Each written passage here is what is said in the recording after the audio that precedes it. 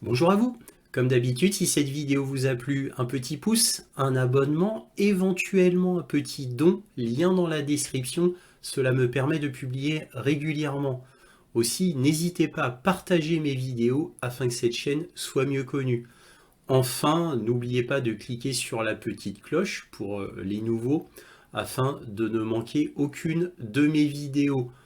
Bon, je pourrais aussi ajouter que pour mes abonnés, comme d'habitude, vérifiez que vous êtes toujours abonné puisque YouTube a tendance à désabonner mes abonnés. Et oui, n'oublions pas que ma chaîne est très invisibilisée par YouTube et que tous les moyens sont bons pour YouTube afin que cette chaîne soit la moins connue possible. Donc je compte sur vous pour pallier à tout cela en faisant tout ce que je vous ai dit précédemment. En tous les cas, merci à tous pour tout cela.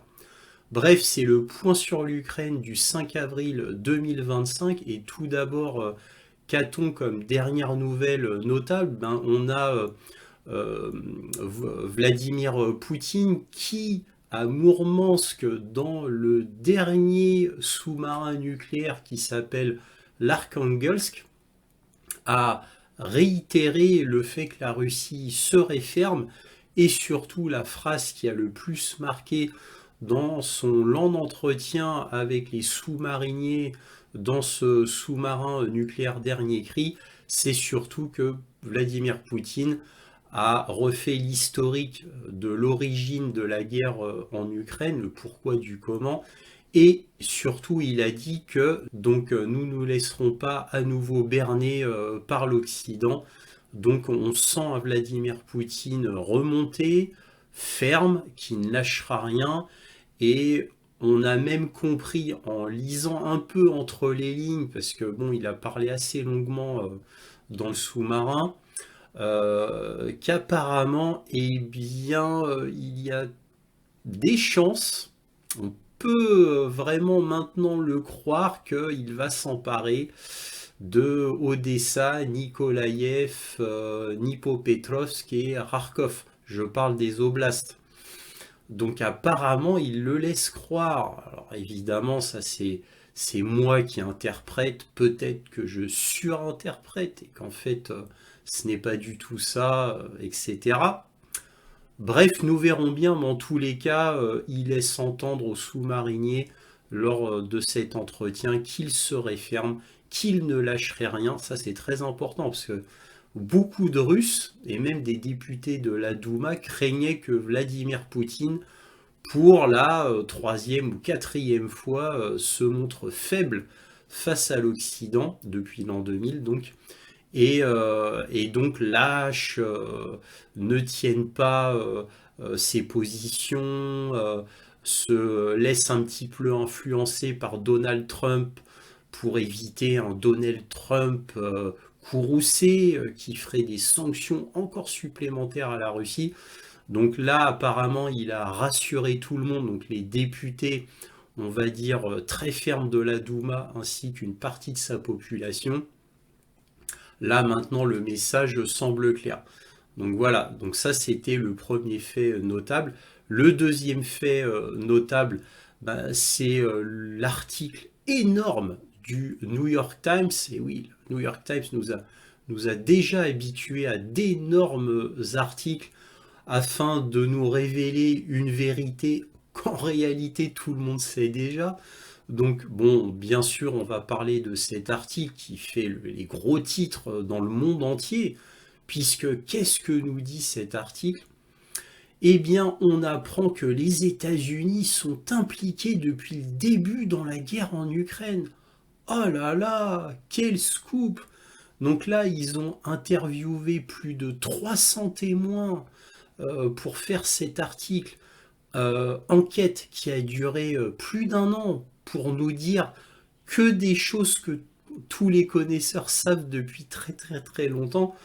Donc bon, évidemment, le New York Times ne déraille pas vraiment des rails de la propagande, puisque déjà il remonte à partir de 2022, et c'est pour nous dire qu'en réalité, c'est les États-Unis qui contrôlaient tout concernant la guerre en Ukraine, que tous les Ukrainiens utilisaient les informations des Américains pour pouvoir faire tous les ciblages, que c'est les Américains qui prenaient en réalité toutes les décisions, à part, alors là il y a des petites exceptions, il y a des petites exceptions comme par exemple la grande offensive d'août 2023 qui a été un véritable fiasco.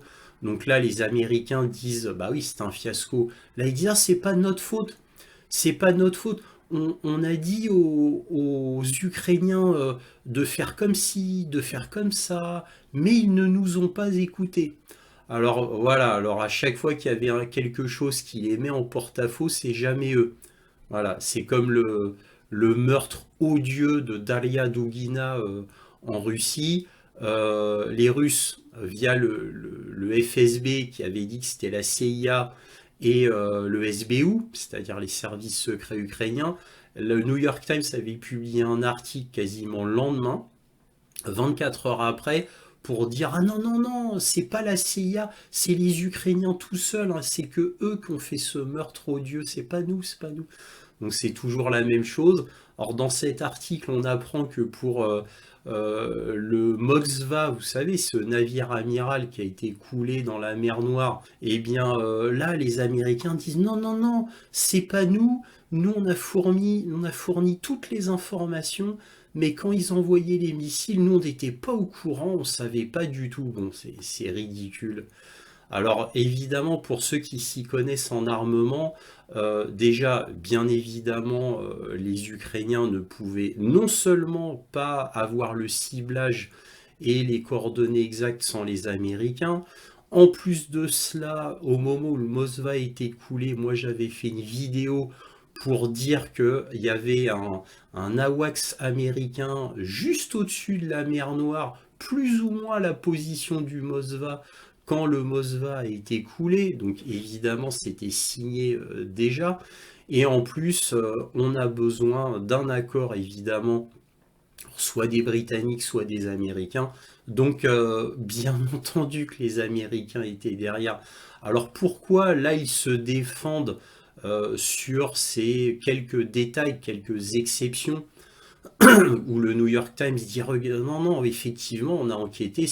Ah non, les Américains n'y étaient pour rien. Bah, alors pour le coup du Moskva, c'est tout simplement pour pas impliquer l'OTAN. Voilà, parce qu'à cette époque-là, les Américains ne voulaient surtout pas être impliqués. Voilà, et donc voulaient pas risquer une guerre directe avec la Russie. Donc c'est pour ça qu'ils s'étaient récriés à ce moment-là. Bon, c'est ridicule, mais bon, c'est comme ça. Mais bon, pour les militaires qui s'y connaissent en armement et qui s'y connaissent aussi en renseignement, c'est-à-dire en ciblage satellite ou d'avions, espions, bien évidemment, fallait les Américains et bien évidemment, tout comme l'avaient reconnu les Américains à un moment donné, je rappelle que chaque tir utilisant le véhicule HIMARS ou chaque tir utilisant des attaques MS, cela doit se faire de A à Z sous supervision américaine. C'est un exemple. Et qu'est-ce qu'on apprend dans le New York Times? Et ça, je ne le savais pas, que même des tirs de M777, c'est-à-dire les fameux obusiers américains, qui ne sont pas mauvais, hein, je tiens à le préciser, même les tirs de M777 devaient être autorisés par les Américains. Et ça, je ne le savais pas. C'est ce qu'on apprend dans cet article, et bien d'autres choses. Donc, évidemment, les bases de la CIA, évidemment que chaque stratégie ukrainienne était vue par un général américain qui, en réalité, contrôlait absolument tout en Ukraine. Et on s'aperçoit du rôle tout à fait secondaire de Strapotin, de Zelensky, de Zaloujny et dernièrement de Sielski. Mais bon, pour ceux qui me suivent depuis 3 ans, parce que maintenant ça fait déjà 3 ans, et oui déjà, bah en fait quand vous lisez cet article, vous n'apprenez strictement rien, puisque c'est tout ce que je vous disais dans mes vidéos depuis ces 3 années. Et rien ne vaut le temps et les faits pour juger justement de la valeur d'une information. Et là, pour ceux qui me suivent, et si vous prenez le temps de lire l'énorme article du New York Times, eh bien, tout ce que vous apprenez dans le New York Times, c'est tout ce que je vous disais dans mes vidéos. Mais tout ça, c'était connu de tous. N'oublions pas cette fameuse intervention d'Olaf Scholz où tout le monde lui était tombé dessus lors de l'accord des attaques MS et que l'Allemagne avait dit non pour les Taurus. N'oublions pas ce fameux speech d'Olaf Scholz en disant où il disait mais jamais je n'autoriserai l'utilisation de Taurus parce que ça voudrait dire des techniciens allemands et l'autorisation de notre état-major pour l'utilisation des Taurus et l'utilisation de tirs de Taurus. Donc non, je ne ferai pas comme les Français avec les obusiers César et les Britanniques avec les Storm Shadow. Voilà, et ça c'est Olaf Scholz qui avait dit ça à la face du monde entier, je n'ai cessé de vous le répéter. Donc à partir de là, c'était connu. Et le premier à l'avoir dit concernant les implications extérieures, le premier à l'avoir dit, c'est Vladimir Poutine sur la télévision russe Rassia Adin, Russie 1.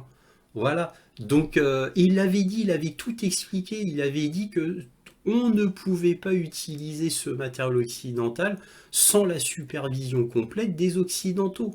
Alors, français, britannique, américain, peu importe. Vous voyez? Donc, pareil pour un matériel suédois, norvégien et que sais-je encore, italien, peu importe. Vous voyez? Donc, tout ça est d'une hypocrisie absolument totale. Bon, bref. Voilà. Donc, dans cet article du New York Times, eh bien, voilà, on apprend en réalité strictement rien pour ceux qui suivent des réinformateurs comme moi. Voilà, vous n'apprenez strictement rien.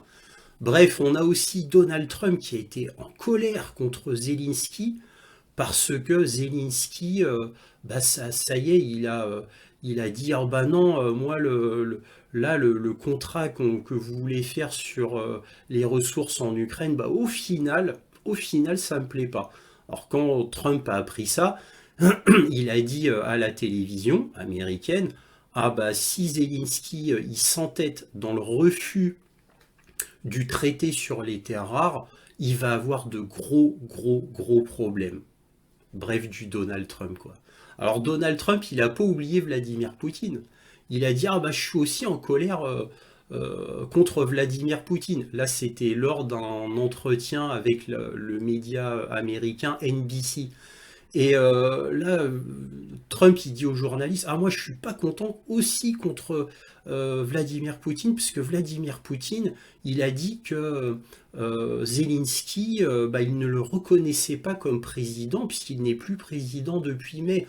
Ah, tout ça c'est improductif pour les négociations concernant le cessez-le-feu. Je cite Donald Trump.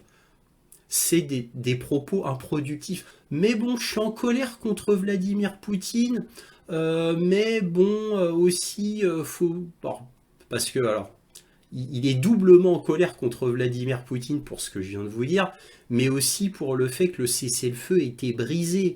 Alors, soit par les Ukrainiens, soit par les Russes. Alors, il dit, alors si c'est vraiment les Russes, mais attention, hein, si c'est les Russes, chose que je ne sais pas encore hein, pour l'instant. Vous voyez à quel point le Trump prend des pincettes avec la Russie. Hein. Donc il dit chose que je ne sais pas, mais si j'apprends que c'est les Russes qui les premiers ont cassé le cessez-le-feu, ah là je prendrai des mesures, je prendrai des sanctions, et tous ceux qui achèteront du pétrole russe, je les sanctionnerai de 20, voire jusqu'à 50% de taxes. Voilà. Alors, évidemment, il prend toutes ses précautions, Donald Trump. Donc voilà, il était doublement pas content. Voilà. Alors, concernant le fait que Trump ne soit pas content contre Poutine, parce que Poutine a dit à Trump qu'il ne reconnaissait pas Zelensky comme président légitime. Ça a fait rire la terre entière. Je vous rappelle qu'il y a quelque temps, il y a vraiment pas longtemps, euh, Trump avait dit que Zelensky était un dictateur qui n'est pas élu. Un dictateur qui n'est pas élu. Je cite les propos de Donald Trump dans son tweet quand il avait fait ce tweet-là.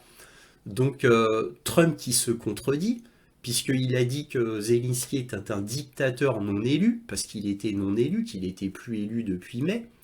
Et là, il accuse Vladimir Poutine d'être improductif, que c'est pas bien, parce que Vladimir Poutine ne reconnaît pas Zelensky comme président légitime.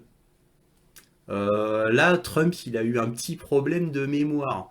Alors maintenant, quant à qui a cassé le cessez-le-feu, bah, on sait que ce sont les Ukrainiens, puisque je vous le rappelle, alors je vous l'ai dit à chaque fois dans les points sur l'Ukraine, je vous rappelle que le hub gazier, le gazoduc de Souja, dans l'oblast de Kursk, donc en Russie, a fait l'objet de 2 attaques ukrainienne a fait l'objet de 2 attaques ukrainiennes par des tirs d'HIMARS. 2 fois. Donc, et bien évidemment, au moment des négociations. Donc ça, je vous l'avais déjà dit, et ben ils ont réitéré, ils ont encore tiré sur le gazoduc de Souja. Alors ils ont tiré sur le gazoduc de Souja au moment où ils se retiraient de Kursk. Vous vous souvenez quand il y a eu cette attaque du pipeline, du gazoduc, pardon, fait par les Russes, qui ont permis aux Russes de reprendre Kursk, et bien voilà, bah, au moment de leur retraite, ils ont tiré sur le pipeline le gazoduc, pardon, de Souja.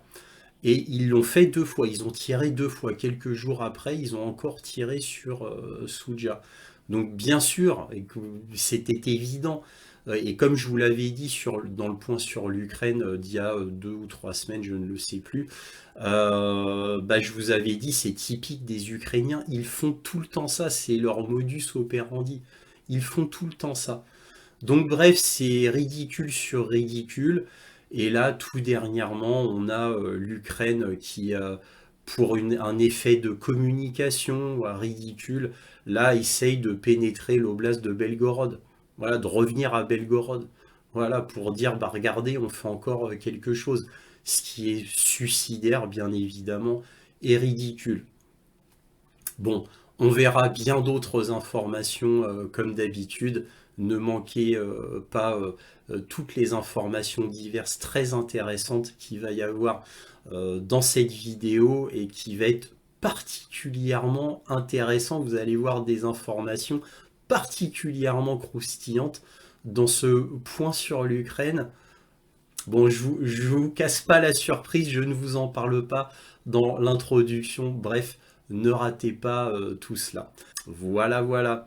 Allez, commençons. Alors on va commencer avec l'article du New York Times qui est absolument gigantesque. Évidemment, on ne va pas tout lire.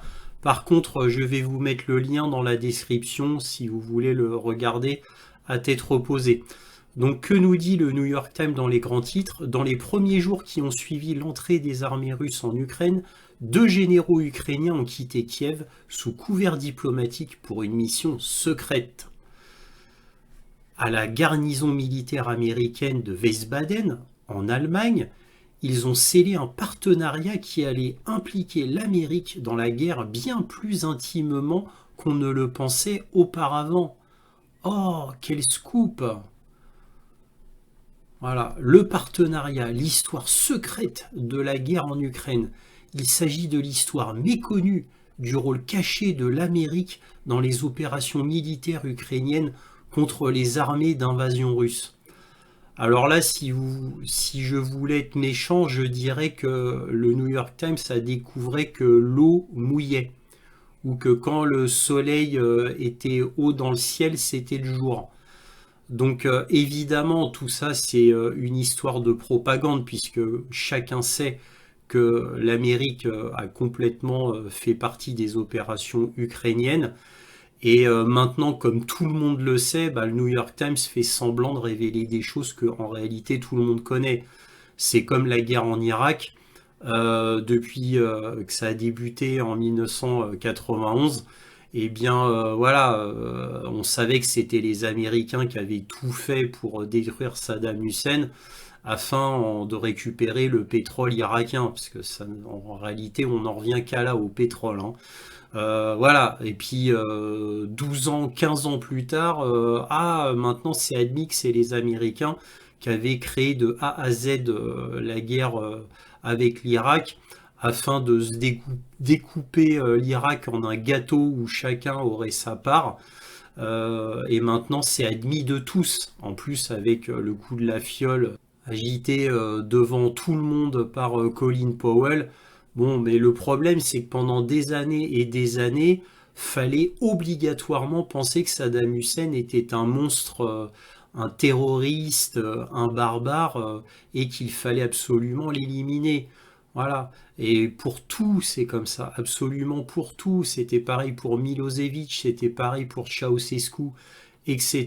Ce sera pareil pour Kim Jong-un, pour Vladimir Poutine, etc., etc. C'est toujours la même chose. Bon, bref, l'article du New York Times, moment de propagande, hein, tout ça pour dire aux yeux du monde, bah regardez, nous, le New York Times, on a un grand journal très sérieux, de grande réputation, et la preuve, vous voyez à quel point on est impartial, puisqu'on n'hésite pas à balancer l'armée américaine. Donc vous voyez, vous êtes tous témoins. Bon, le grand classique. Alors là, vous voyez Vladimir Poutine dans le sous-marin nucléaire tout dernière génération et qui vient de sortir, qui s'appelle l'Arkhangelsk, basé au port de Mourmansk. Et là, vous voyez Vladimir Poutine qui parle donc à ses sous-mariniers.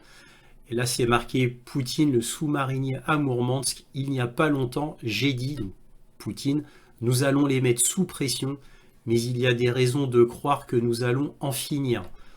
Donc voilà, bon, c'est après il dit voilà, on ne se laissera plus berner par l'Occident. Bon, ça a duré 40 minutes, comme c'est dit là, la vidéo dure 40 minutes, donc il a longuement parlé avec les sous-mariniers. On va pas regarder bien évidemment la vidéo, je vous ai dit le plus important concernant cet événement. Là, un article du New York Times qui nous dit les États-Unis réitèrent leurs exigences sévères dans le cadre d'un accord révisé sur les minéraux ukrainiens. Les responsables à Kiev affirment que le pays ne peut accepter cette proposition et que de nouvelles négociations seraient nécessaires. Mais ils ne l'ont pas rejeté catégoriquement, ce qui irriterait la Maison-Blanche.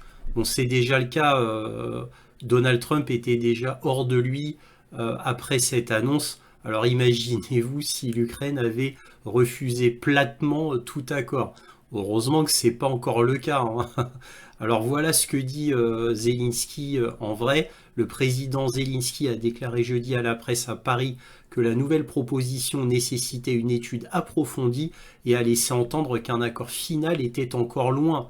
Il a toutefois ajouté qu'il ne souhaitait pas laisser aux États-Unis le sentiment que l'Ukraine y est globalement opposée. Donc là, il utilise le vinaigre, ensuite le miel, bien évidemment. C'est comme ça qu'il faut faire avec Donald Trump.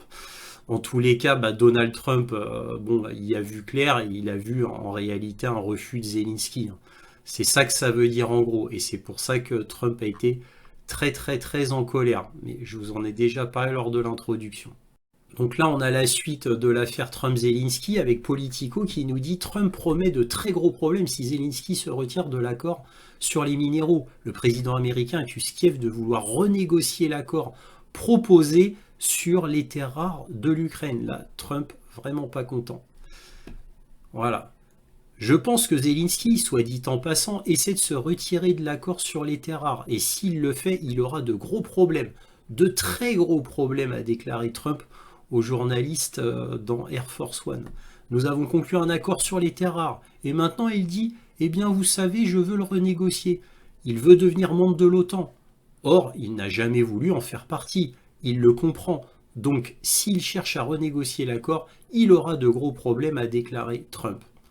Voilà, bon, c'est du Trump, hein, bien sûr. Mais attendez, maintenant, on va passer à Poutine. Alors là, on va voir NBC News qui dit Trump se dit très en colère et énervé contre Poutine lors d'une interview sur NBC News.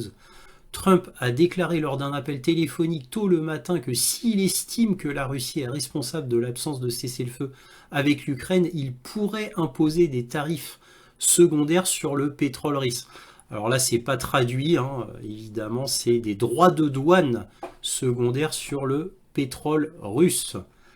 Donc là, qu'est-ce qu'on a d'intéressant? Le président Donald Trump a déclaré qu'il était très en colère et énervé lorsque le président russe Vladimir Poutine a critiqué la crédibilité du leadership du président ukrainien Zelensky, ajoutant que les commentaires n'étaient pas dirigés vers le bon endroit.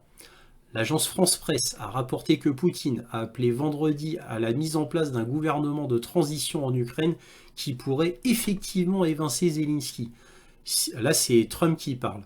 Si la Russie et moi ne parvenons pas à conclure un accord pour mettre fin au bain de sang en Ukraine, et si je pense que c'est la faute de la Russie, ce qui n'est peut-être pas le cas, mais si je pense que c'est la faute de la Russie, je vais imposer des tarifs, donc les droits de douane secondaires sur le pétrole, sur tout le pétrole en provenance de Russie, a déclaré Trump lors d'un appel téléphonique avec NBC News.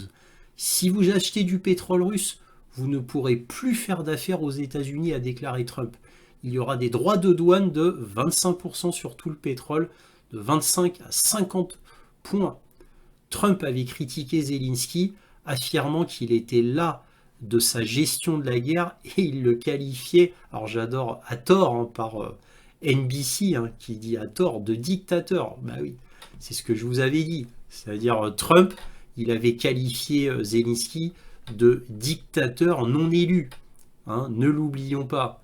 Bon, NBC étant un journal purement démocrate comme le New York Times, le Washington Post, etc., ils étaient obligés d'ajouter ça. Mais bon, vous voyez, Trump fait du Trump comme d'habitude, quoi. Ici, le journal The Star au 28 mars qui nous dit « La Russie affirme que l'Ukraine a pratiquement détruit l'infrastructure gazière de Soudzha ». Alors, il faut savoir que Soudzha a déjà été saboté par les Ukrainiens le 21 mars. Hein. Donc, il y a double frappe en réalité. Donc, qu'est-ce qu'on apprend là-dedans? Là, le 28 mars, vers 10h20, le régime de Kiev a lancé une double attaque utilisant, selon les informations préliminaires, des missiles HIMARS sur la station de comptage de gaz de Soudzha, ce qui a provoqué un incendie majeur et l'installation énergétique a été pratiquement détruite, a déclaré le ministère russe de la Défense. Un responsable de la sécurité nationale ukrainienne a écrit sur Telegram: la Russie a de nouveau attaqué le système de transport de gaz à Soudzha, donc dans la région de Koursk qu'elle ne contrôle pas. Donc vous voyez déjà le double mensonge. Et oui, parce qu'au 28 mars, oui, la Russie déjà avait pris Soudzha, au 28 mars.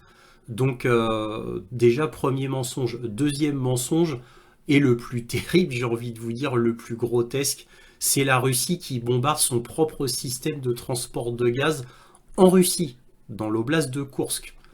Donc bien évidemment, on se retrouve dans le même cas de figure que la centrale nucléaire de Zaporojye. Vous savez, la centrale nucléaire qui a été bombardée pendant près d'un an par les Ukrainiens et où les Ukrainiens disaient que c'est la Russie qui se bombarde elle-même alors qu'il y a des équipes en permanence de dizaines d'ingénieurs et de dizaines de techniciens russes et d'autres dizaines d'Ukrainiens à l'intérieur qui travaillent toujours dans la centrale. Et oui, des Ukrainiens, eh bien, ils disaient que bon, bah, c'était les Russes qui s'auto-bombardaient. Et Grossi, le chef de l'AIEA, n'a jamais voulu donner son avis. Évidemment parce qu'il connaît très bien la vérité. Mais bon, c'est comme ça. Donc là, on nous dit que la Russie avait déjà accusé l'Ukraine d'avoir attaqué la même installation le 21 mars. Ce que Kiev a également nié le 21 mars au moment des négociations pour le cessez-le-feu avec Donald Trump. Kiev avec Washington. Donc vous voyez, il n'y a pas de hasard et c'est toujours comme ça. Bref, passons. Alors ici un article du grand journal ukrainien Ukrainska Pravda qui nous dit Zelensky, la Russie se prépare à de nouvelles offensives dans 3 régions ukrainiennes. Alors, les rapports des services de renseignement ukrainiens indiquent que la Russie se prépare à de nouvelles offensives dans les régions de Soumy, Kharkov et Zaporojye. Alors, d'après tout ce que je lis des rapports russes, j'aurais plutôt tendance à dire d'accord. Et même ajouter Kherson, comme je vous l'avais indiqué dans la carte militaire de lundi dernier. Mais bon, pour l'instant, oui, oui, oui, pourquoi pas. Donc là, c'est Zelensky qui fait une déclaration lors d'une réunion des dirigeants européens à Paris sur le soutien à l'Ukraine. Selon nos renseignements, la Russie se prépare à de nouvelles offensives contre les régions de Soumy, Kharkov et Zaporojye. Et encore une fois, j'insiste, pour moi, il y a aussi Kherson. Ils font traîner les négociations et tentent d'emprisonner les États-Unis dans des discussions interminables et inutiles sur de fausses conditions, juste pour gagner du temps et tenter ensuite de s'emparer de plus de territoires. Alors, j'ai envie de vous dire, c'est à la fois vrai et faux. Vrai parce que oui, il est dans les intérêts de la Russie de faire traîner les choses pour reprendre les territoires qu'il considère comme les leurs et d'atteindre tous les objectifs militaires que Vladimir Poutine a fixés, bien sûr. Mais d'un autre côté, c'est faux parce que Vladimir Poutine n'a pas changé d'un iota les demandes de la Russie quant à l'Ukraine. C'est toujours les mêmes depuis 3 ans. Rien ne change. Et en plus, il est victorieux. Alors, quelqu'un qui est victorieux face à un adversaire, ben, normalement, celui qui est victorieux, on doit admettre qu'il faut bien lui donner raison et être d'accord sur ce qu'il demande. Le victorieux remporte tout, hein, comme disent les Américains. Donc, et celui qui est victorieux, ben, il fait ce qu'il veut à la fin, hein. Surtout quand l'adversaire est complètement impuissant. Donc, bref, rien de nouveau sous le soleil. Les déclarations de Zelensky, bon, bah, ce sont celles qu'on peut s'attendre de Zelensky, évidemment. Alors, moi, je pense que ça arrangerait bien un cessez-le-feu pour les États-Unis et l'Union européenne, en particulier pour l'Union européenne, puisque alors que la Russie ne veut pas d'un cessez-le-feu parce que ça permettrait de renforcer l'Ukraine, en plus de cela, ça pourrait permettre à l'Union européenne de mettre des soldats britanniques et français pour renforcer l'Ukraine avec la présence d'un cessez-le-feu, ce que ne veut surtout pas la Russie, bien évidemment. Donc, on est bien d'accord, pas de cessez-le-feu pour la Russie. Ils sont victorieux, il n'y a aucune raison d'accepter un cessez-le-feu et on arrive donc à des négociations qui n'aboutiront pas tant que Poutine n'aura pas atteint tous ses objectifs. Là, dans le grand journal CNBC, on apprend que Poutine estime que ce serait une erreur profonde de rejeter l'initiative de Trump concernant le Groenland. Le président Poutine a averti qu'il serait insensé de rejeter la volonté du président américain Donald Trump de prendre le contrôle du Groenland. Pas dans le sens qu'il était d'accord pour cela, mais dans le sens qu'il ne fallait pas sous-estimer la volonté du président Donald Trump de prendre le contrôle du Groenland. Attention, la volonté. Ces commentaires qui ne critiquent pas les intentions de Trump interviennent alors que le vice-président américain J.D. Vance se prépare à diriger une délégation américaine de haut niveau au Groenland vendredi. Trump a exprimé à plusieurs reprises son désir de prendre le contrôle du territoire autonome danois, décrivant cette perspective comme une nécessité absolue à des fins liées à la sécurité nationale. Alors là, bon, Poutine, il joue un jeu diplomatique assez évident. Là, c'est en gros pour dire à Donald Trump, écoute, tu fais ce que tu veux du Groenland, du canal du Panama, du Canada, c'est dans ta sphère d'influence, mais par contre, tu me laisses ma sphère d'influence en Europe de l'Est. Voilà. Chacun son territoire, et moi je t'embête pas, et toi tu m'embêtes pas. Voilà. C'est comme ça qu'il faut comprendre les propos de Vladimir Poutine. Alors ici, un journal ukrainien qui s'appelle Today Ukrainska, c'est marqué en titre « Les Russes envisagent d'occuper Zaporojye, Kherson, Nikolaïev et Odessa, selon le major de l'armée ukrainienne Valery Prozaras ». Et là, on a des images des 4 villes. Donc là, vous voyez Zaporojye, Nikolaïev, Kherson et Odessa, bien sûr. Et que nous dit cet article? Donc, principalement, les Russes préparent des têtes de pont pour une offensive, notamment à Zaporojye. Il faut bien le comprendre, Zaporojye est une ville stratégique pour eux, même si, bien sûr, elle n'est pas aussi prioritaire que la direction d'Odessa, car leur principale mission stratégique est de relier le corridor de Crimée occupé à la Transnistrie en s'emparant de Kherson, Nikolaïev et Odessa, a déclaré Pro-Zaras sur la chaîne Espresso. Alors, franchement, je suis entièrement d'accord avec cette analyse. Je pense que c'est un objectif russe évident, même si évidemment on ne peut pas connaître les véritables intentions de Vladimir Poutine. Moi, ça fait plus de 2 ans que je vous dis que c'est ça, éventuellement, ce que veut faire Vladimir Poutine pour reconstituer la Nova Rossiya. Donc, et évidemment, faire la jonction avec la Transnistrie. Ça fait 2 ans, plus de 2 ans que je vous dis cela dans les points sur l'Ukraine et quasiment dans chaque point sur l'Ukraine.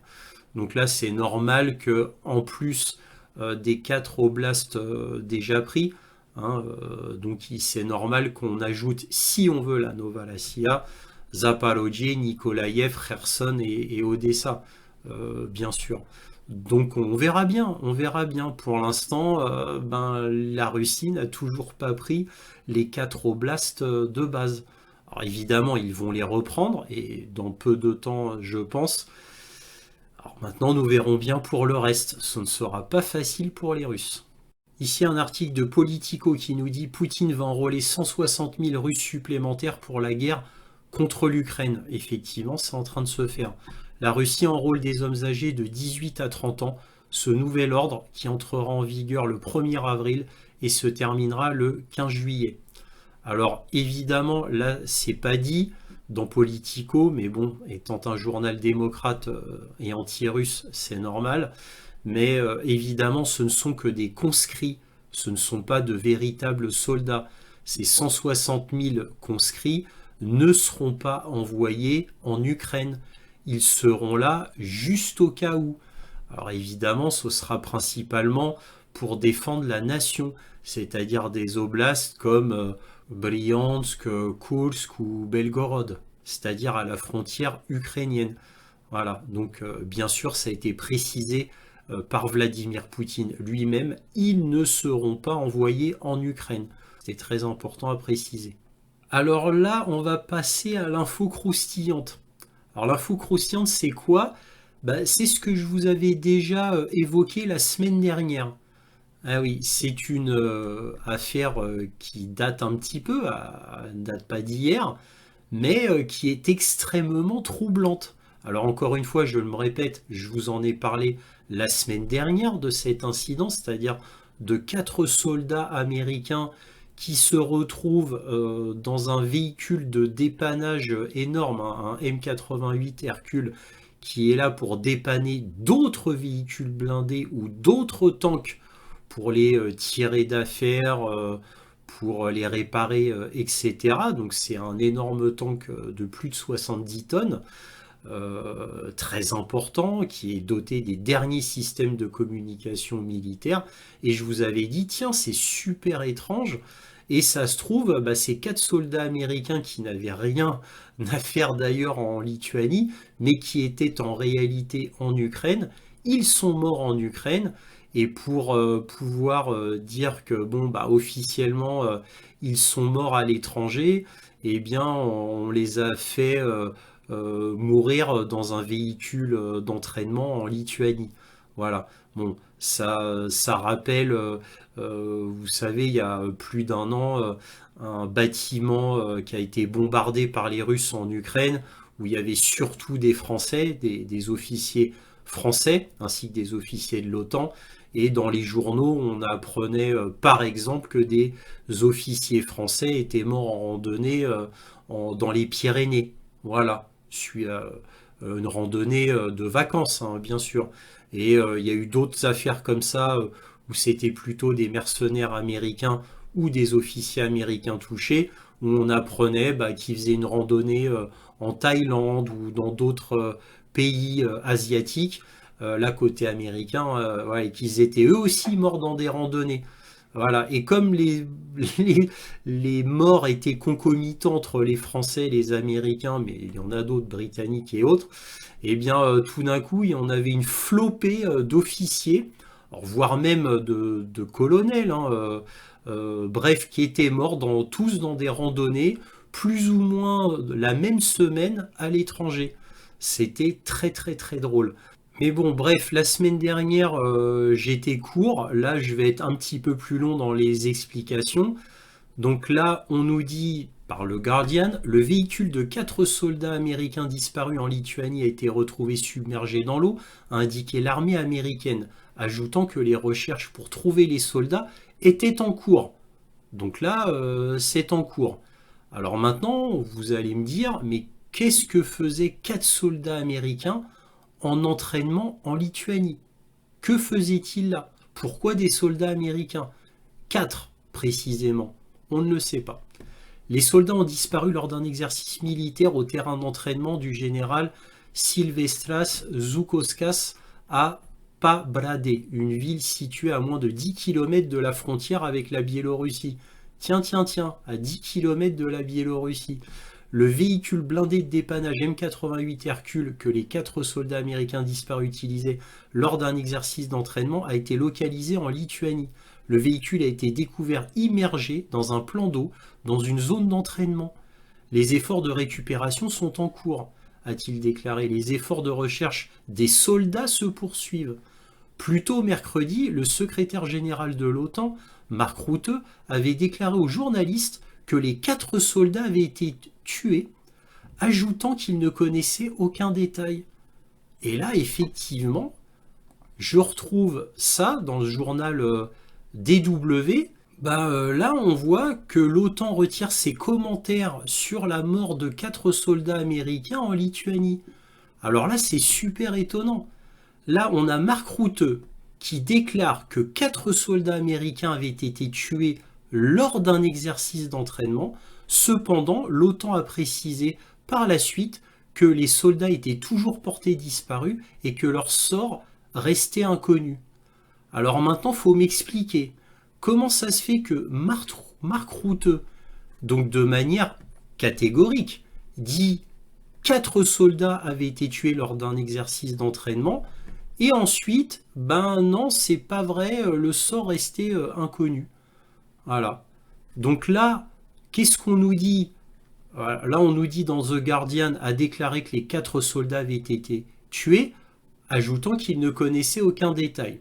Ensuite, on a le secrétaire général faisait référence à des informations qui venaient de paraître. Il n'a pas confirmé la mort des 4 soldats américains, et pourtant c'est ce qu'il a fait, hein. C'est ce qu'il a fait.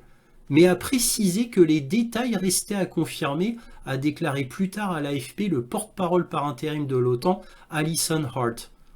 Donc là, on a Alison Hart qui nous réinterprète les propos de Mark Rutte en disant non, non, non, voilà, il n'a pas été catégorique, il n'a pas confirmé la mort des 4 soldats américains, mais a précisé qu'il restait à confirmer. Non, non, non, pas du tout. Qu'est-ce qu'on lit plus haut? Mark Rutte avait déclaré aux journalistes que les 4 soldats avaient été tués.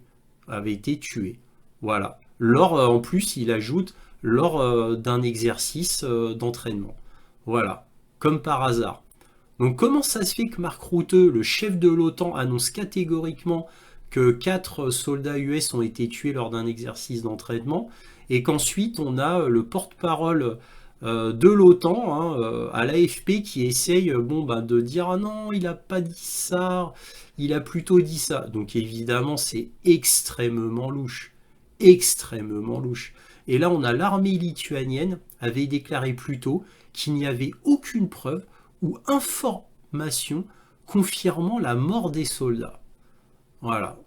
Donc en gros, là, on a l'armée lituanienne qui nous dit, oui, on a retrouvé le M88, oui, il est immergé peut-être dans un sable mouvant, on ne sait pas. Comment ça se fait qu'on ne sait pas ce qu'il est advenu de ces soldats? On ne le sait pas. Et encore, pire encore, alors là, Là, c'est encore pire. J'ai vu une interview de Donald Trump où un journaliste demande ce qui est arrivé aux 4 soldats en Lituanie. Parce que oui, c'est carrément une question qui a été posée à Donald Trump à la Maison Blanche. Donald Trump, il dit oui, j'en ai entendu parler. Il y en a 3 qui seraient morts et il y en a un qui serait disparu. Alors là, on comprend plus rien. Les 4 étaient dedans, mais tout d'un coup, Trump il dit qu'il y en a 3 qui étaient disparus. Pardon, 3 morts et un disparu. Non mais c'est quoi, l'autre il s'est échappé et il a laissé les 3 autres dans le tank ou dans le M88. C'est quand même extrêmement étrange, vous en conviendrez. Silence radio sur les 4 soldats. Les 4 soldats, ils ont été infoutus de prendre la radio et dire ce qu'il en était advenu de leur sort. Non, c'est le mystère complet, il n'y a aucune communication. Donc il y a beaucoup trop d'incohérences. Qu'est-ce que faisaient les 4 soldats américains à la frontière biélorusse, en Lituanie? Qu'est-ce qu'ils venaient faire là? Pourquoi devaient-ils s'entraîner en Lituanie? Dans un M88 en plus, pas dans un tank. Et pour la petite histoire, parce que moi j'en connais plus, pour la petite histoire, eh bien ces 4 personnes, c'était des tankistes en plus. Qu'est-ce que vient faire des tankistes dans, dans un blindé de dépannage et non pas dans un tank? Parce qu'en plus, c'est des tankistes pour tank Abrams M1A1. Donc voilà, ça c'est le détail intéressant à savoir. Pourquoi s'entraînent-ils dans un véhicule de dépannage? C'est pas leur rôle, eux, de faire du dépannage. C'est aux techniciens spécialistes des M88 Hercule. Voilà. C'est étonnant, hein, tout ça. La déclaration de Trump, la déclaration de Mark Rutte. Vous voyez, tout ça, évidemment, est beaucoup trop incohérent. Et ça signe, à mon avis, j'en suis persuadé, le fait qu'ils sont morts en Ukraine et que là, on ne pouvait pas refaire le coup, qu'ils sont partis en vacances et tous morts en randonnée quelque part dans le monde. On ne pouvait pas refaire ce coup-là. Là, ça aurait vraiment été absurde et ridicule. Voilà, en tout cas, je le crois fermement. Alors là, on a la seconde information très croustillante, très étonnante, mais qui en fait n'est pas si étonnant que cela quand on connaît ce qu'il se passe en Afrique. Vous allez comprendre pourquoi. Donc là, c'est un article d'Anadolu Ajansi, donc le fameux journal turc, qui nous dit: le Mali, le Niger et le Burkina Faso conviennent de former une force conjointe pour lutter contre le terrorisme dans la région.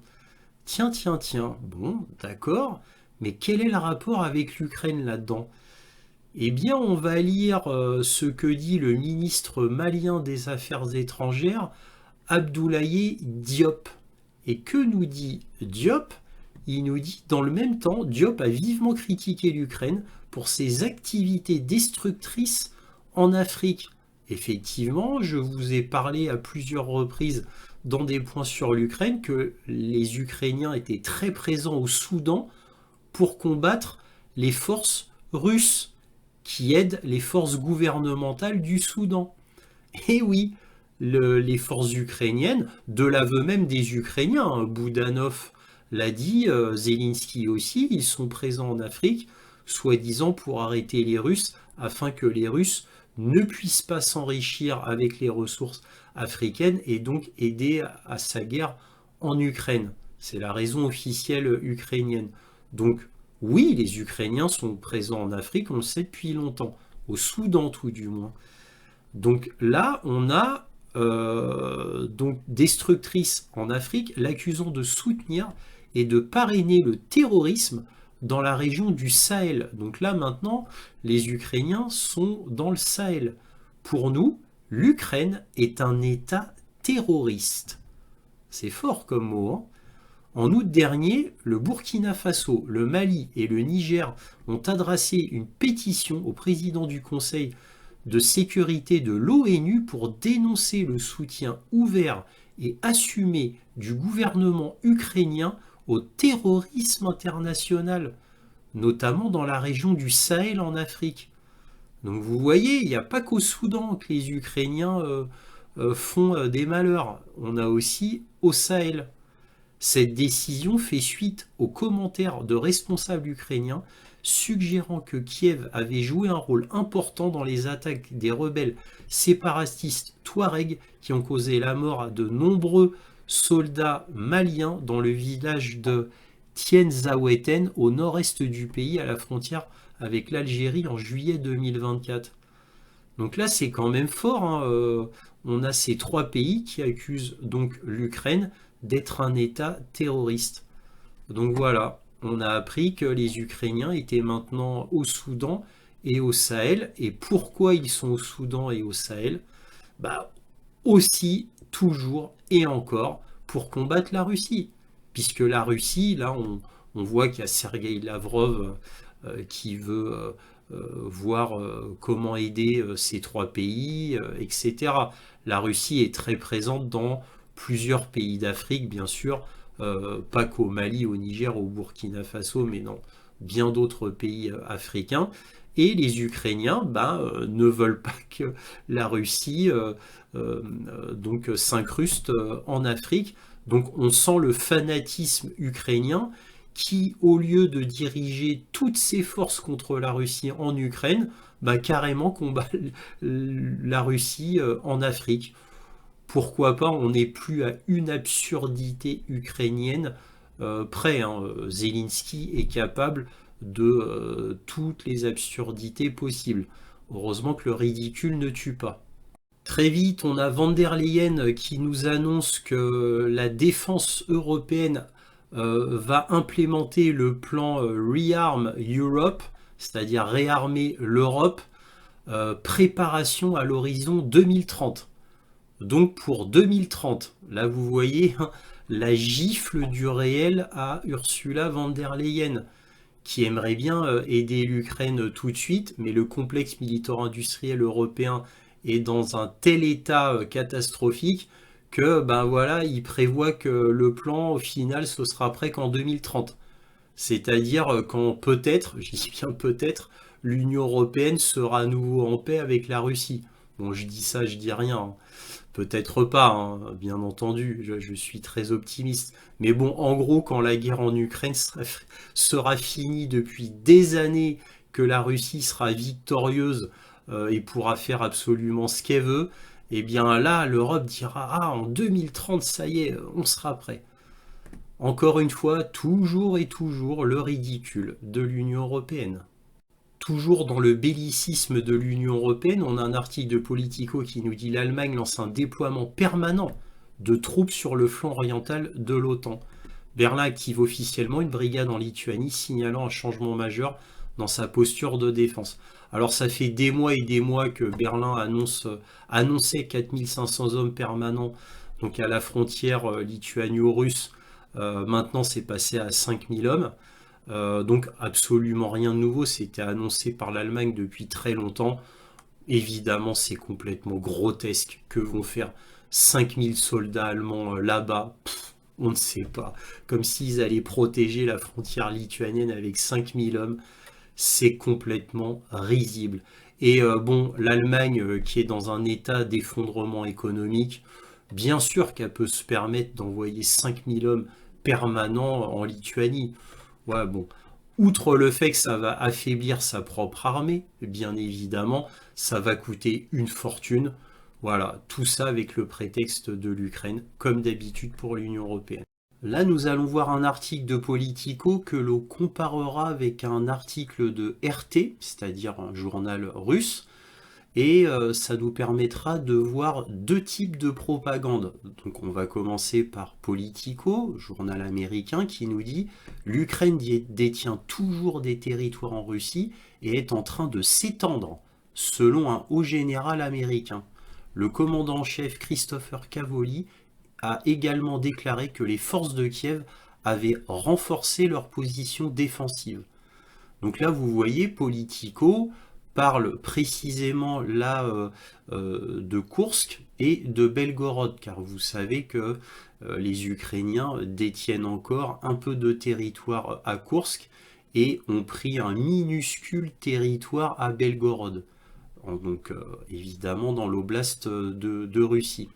Donc là, on ne parle que de ces deux choses-là, et via la voix de ce commandant en chef, Christopher Cavoli, qui est un général 4 étoiles. Là, j'ai noté des choses intéressantes. Les forces armées ukrainiennes contrôlent une partie importante de la région de Koursk en Russie, malgré les efforts du Kremlin pour les en chasser, selon un haut général américain, donc le général Cavoli. Donc là, on nous dit qu'il y a une partie importante de la région de Koursk qui est toujours détenue par les Ukrainiens, et que les efforts du Kremlin pour les en chasser sont très très forts, et malgré tout ça ne fonctionne pas.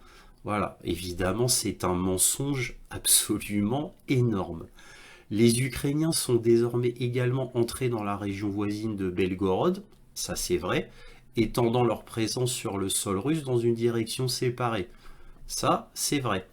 Une force considérable détient actuellement une part importante, certes réduite, mais néanmoins importante, de terrain dans l'oblast de Kursk en Russie. Donc là, il y a une force considérable ukrainienne qui est toujours à Kursk, d'après le général Cavoli. Bon, ok, il faut le croire sur parole. En attendant, les Russes prennent du terrain chaque jour. Alors maintenant, bon, est-ce que cette part importante est finalement assez faible? Je ne le sais pas, mais en tous les cas, les faits sont là. Alors, autre chose, donc là, l'Ukraine n'est pas destinée à perdre.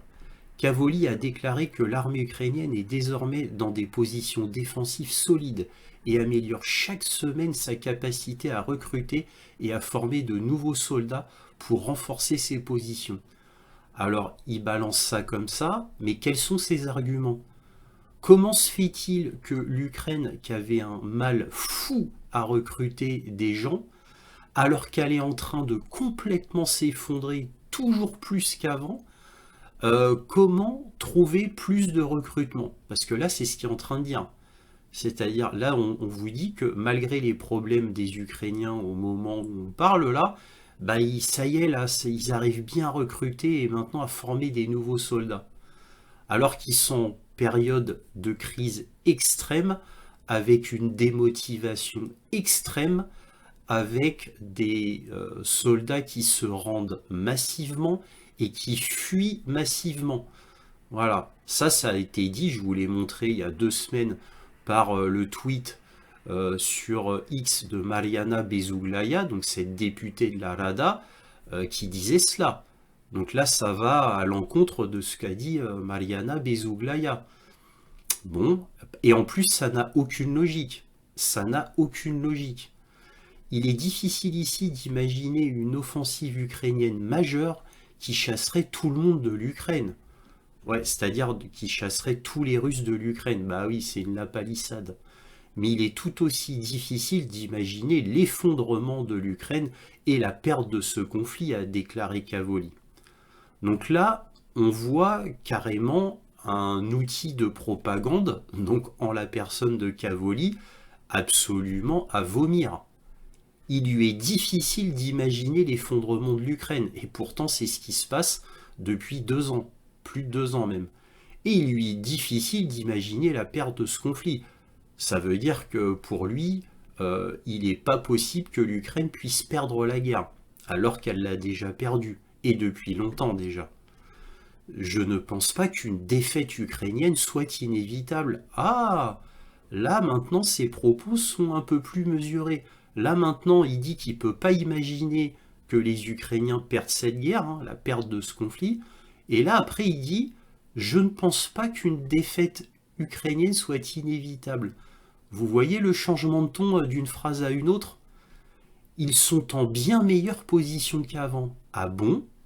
Les Ukrainiens sont en bien meilleure position qu'avant, alors que c'est une catastrophe absolument colossale. Chaque semaine, c'est encore pire. On atteint le fond chaque semaine et on a l'impression qu'ils creusent tellement ils atteignent le fond. Et là, ils sont en bien meilleure position qu'avant. Vous voyez les contradictions dans les phrases? Selon Cavoli, l'Ukraine semble avoir résolu certains de ses problèmes de main-d'œuvre à bon, qui étaient si aigus l'automne dernier. Ah bon? Bah, comment ont-ils fait? Avec quels moyens? Comment, alors que c'est de pire en pire, que le moral est de plus en plus terrible côté ukrainien, que tout est critique, qu'il manque de tout, là ça irait mieux? Mais comment?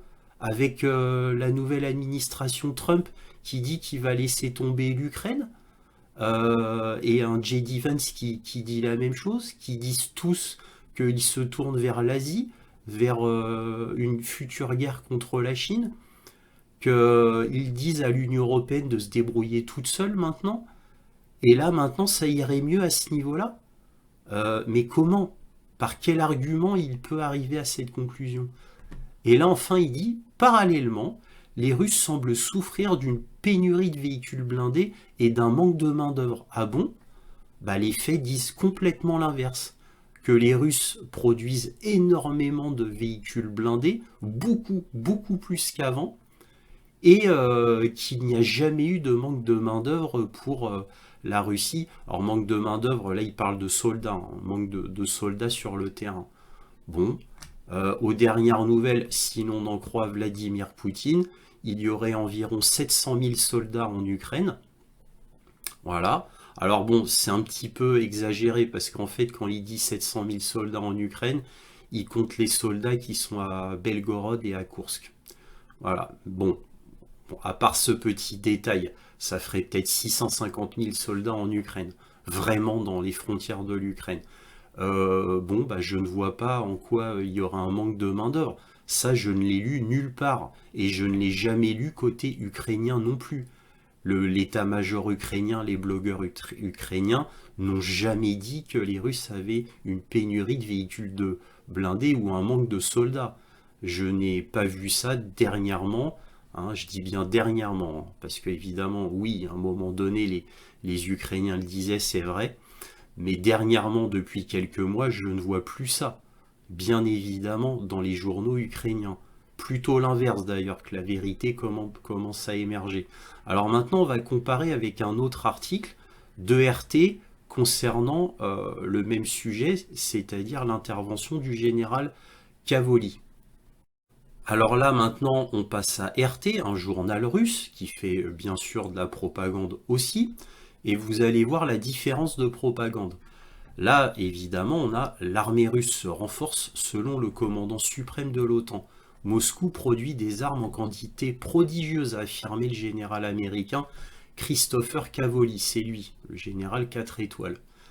Là, on a d'autres informations. La Russie n'aura pas de difficulté à atteindre son objectif de 1,5 million de militaires actifs. Alors ça, ce sont les soldats qui peuvent se battre sur les terrains, les 1,5 million de militaires actifs.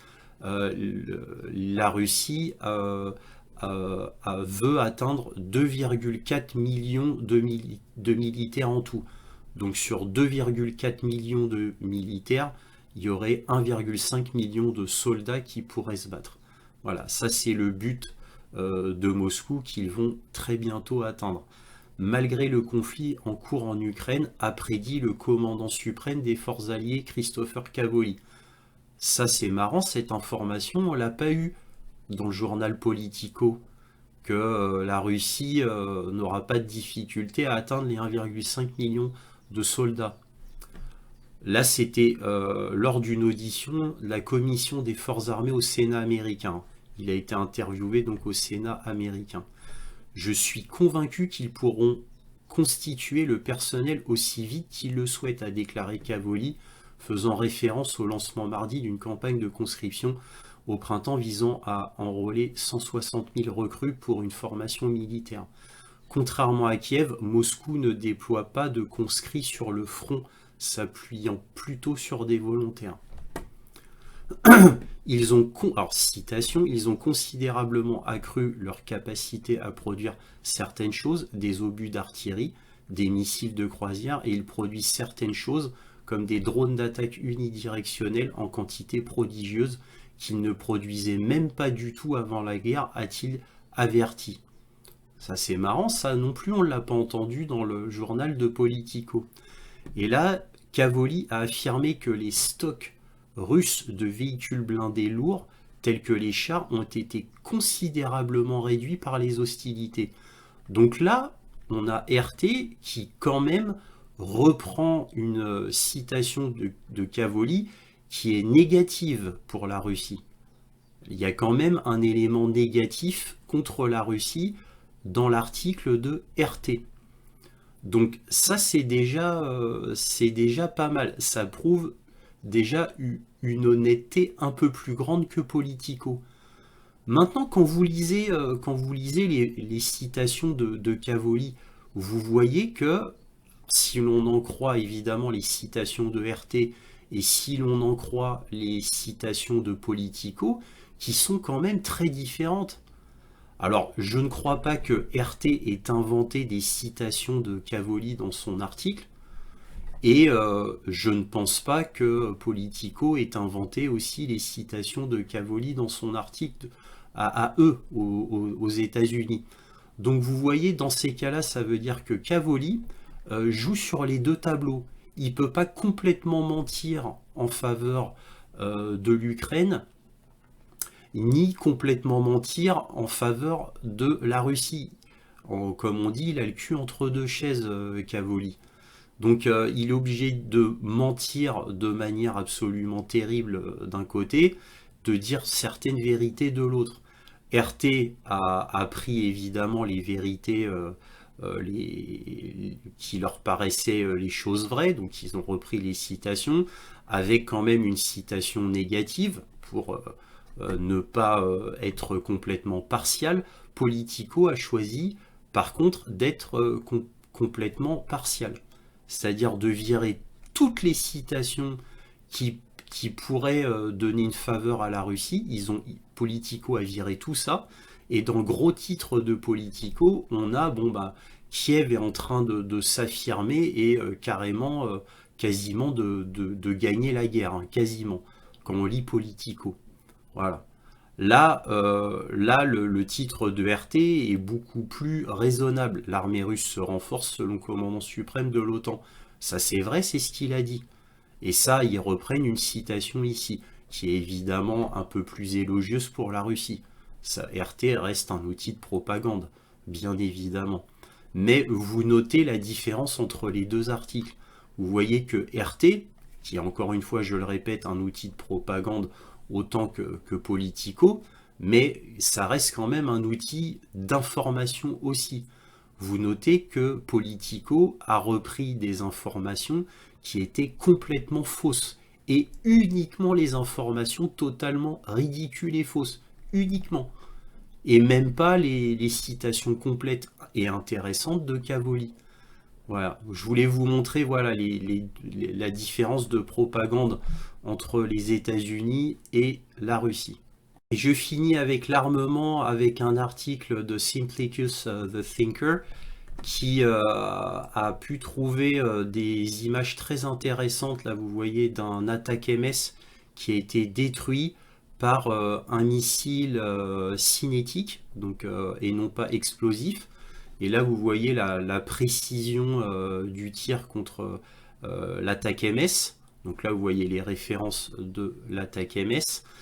Et là, que nous dit-il? À ce propos, la défense antiaérienne russe a effectué ce qui semble être la première destruction d'un attaque MS via une ogive cinétique hit to kill.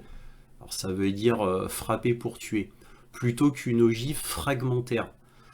Alors pourquoi il nous donne cet article avec les photos? Parce que si c'est vraiment utilisé massivement sur le front, ce serait révolutionnaire quant à la précision du tir du missile antimissile. Donc là, il nous dit, vous pouvez voir la précision du coup ci-dessus. Donc là, je vous l'ai déjà montré. Effectivement, c'est assez impressionnant. Le dernier système Pantsir SM-SV transporte le missile 57 EBM-E. Donc c'est celui-ci. Hein. Exactement, c'est celui de gauche. Voilà, donc vous pouvez voir qu'il est fin et extrêmement aérodynamique. Hein. Voilà. Il est intéressant de noter que cela survient quelques jours après que des informations ont indiqué que le premier Pantsir SMS russe avait été vu sur le front. Alors, je vous ai déjà parlé de ce Pantsir sur les points sur l'Ukraine. Je vous avais dit que c'était le nouveau Pantsir, donc prévu plutôt anti-drone. Hein, d'où les 12 petits missiles. Il était surtout prévu pour être un système anti-drone afin d'éviter d'utiliser des missiles anti-missiles coûteux. Alors évidemment, il ne se borne pas uniquement à détruire des drones, bien entendu. Il a été prévu spécifiquement pour cela, mais pas que, bien évidemment. Donc l'armement comprend deux types de missiles sol-air. Le système peut tirer le missile standard 57E6 ainsi que le missile 57E6M à deux étages. Bon, bref, blablabla. Donc le 57E6M atteint une vitesse de max 5,5 et peut intercepter les cibles à une distance maximale de 35 km. Certains rapportent qu'ils peuvent utiliser la technologie Hit to Kill et dépourvu d'ogives explosives. Ce type d'intercepteur est destiné à attaquer des menaces balistiques ou hypersoniques à impact cinétique direct. Donc là, évidemment, comme c'est très précis, là, ce type de missile anti-missile n'est pas fait pour les drones. Hein. Le Pantsir a beau avoir été conçu principalement pour les drones, encore une fois, pas que. Pas que, bien évidemment, il n'est pas si spécialisé que cela. Là, ce missile anti-missile, là, c'est prévu pour des missiles balistiques et même pour des missiles de croisière. Évidemment, parce qu'il faut une taille de missile intercepté assez importante, bien évidemment. Donc là, comme il le dit, hein, le point d'impact de l'attaque MS semble a été atteint par un petit intercepteur. Sinon, le missile aurait pu se désintégrer complètement si c'était un missile à fragmentation. Si cela est vrai, le fait qu'un système SHORAD AD comme le Pantsir puisse détruire des missiles balistiques comme l'attaque MS avec une telle précision constitue un exploit sans précédent dont aucun autre pays ne peut se vanter. Alors cela doit être confirmé, apparemment ça l'est vis-à-vis des photos. Bon, apparemment ça demande encore plus de confirmation, mais si c'est vraiment confirmé, ça veut dire que le système de suivi de cible et les missiles en question sont extrêmement performants. Voilà, et je finis là-dessus. Si cette vidéo vous a plu, un petit pouce, un abonnement, éventuellement un petit don, lien dans la description. Aussi, n'hésitez pas à partager mes vidéos afin que cette chaîne soit mieux connue. N'oubliez pas aussi de vérifier votre abonnement si vous êtes abonné. Voilà, et toujours, soyez curieux.